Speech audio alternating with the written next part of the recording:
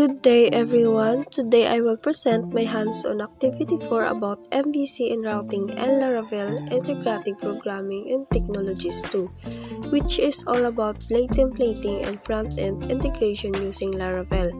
In this demonstration, I will walk you through the complete flow of the system, starting from the controller where the data comes from, going to the blade templates for the display, up to the final output that we can see in the browser. So first, let's start with the controller. Ito yung pinaka-source ng data system natin. Dito ko ginawa yung array of students. Each student has two properties, name and active status. So basically, dito pala naka-prepare na yung data na ipapasa natin sa view. Then using this line, ipinapasa natin yung data papunta sa blade view. Ginamit natin yung compact students para ma-access siya sa view file. Now, after maipasa yung data, mapupunta siya sa blade view na students index. Ibig sabihin, yung page na nakikita natin sa browser is not static.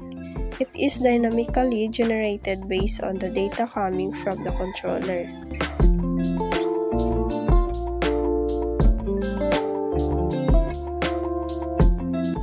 Now, let's move to the master layout.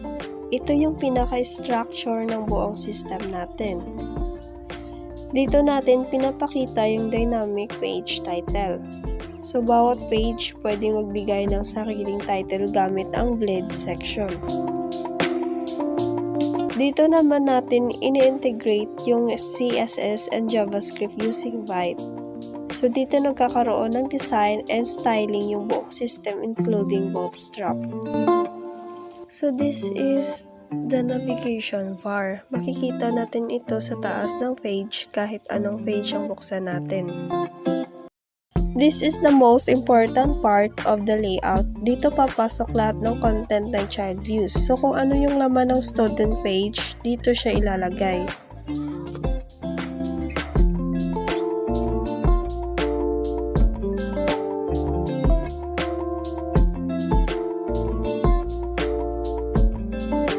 Next, this is the child view or yung actual student dashboard page. Dito natin kinoconnect yung page sa master layout. So instead of writing full HTML again, we are extending the layout.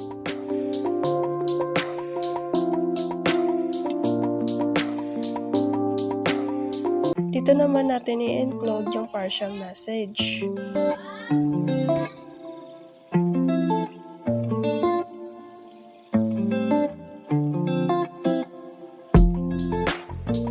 So, every time tatawagin natin ito using include, lalabas yung same message.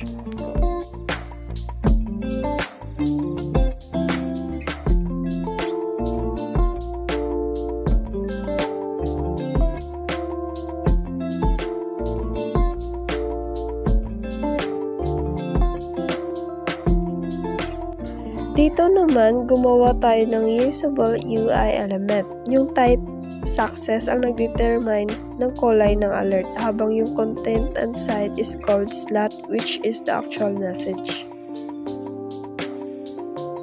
Dito natin ilalagay yung list of student and table format. So, meron siyang name, status, action, ganun. So, as you can see guys, makikita nyo dito siya sa dashboard niya. Then, let's proceed to the logging data for each. Dito natin dinidisplay yung bawat student galing sa controller.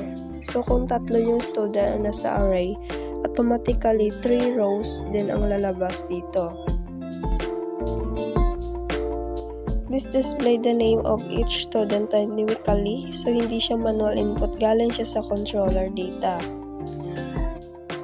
Dito naman natin chine-check yung status ng student. If true yung active, green badge ang lalabas. If false naman, red badge na naman.